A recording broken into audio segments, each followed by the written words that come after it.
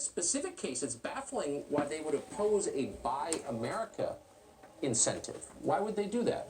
Well, they have members. Listen to the trumpets in the background. They've been very supportive of a lot of my initiatives and I of theirs. But they do have members that are multinational corporations that do business around the world. Look, this country made a decision about 30 years ago that the most efficient allocation of capital was to move many of the means of production to other countries. It was cheaper. China, but not just China, other places.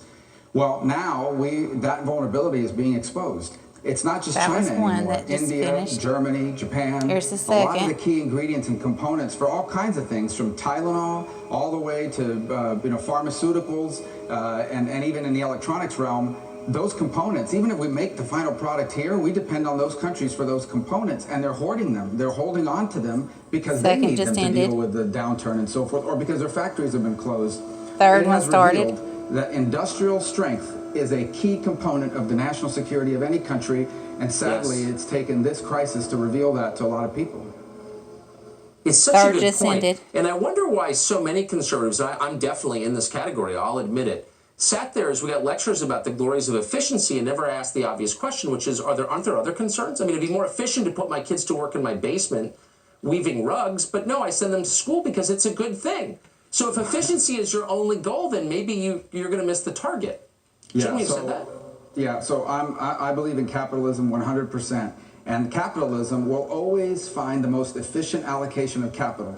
But from time to time, the most efficient allocation of capital is contrary to our national interests. So the fact that we depend on China for rare earth minerals is not in our national interest. The fact that we can't make basic pharmaceuticals because they make all the ingredients is not in our national interest. And it is in those instances where government and policy leaders have to stand up and say, this is a vulnerability we can't allow. Bottom line is, we don't win World War II if we can't turn car factories and appliance factories into munitions plants and tank makers. We don't win that war. Industrial capacity is a critical component of our national security, and we're learning it the hard way right now. 6. It's very nicely put. That was a balanced and smart answer, and I appreciate it, Senator. Thank you. 7. 7 trumpets, just like the timeline. Has about 6,000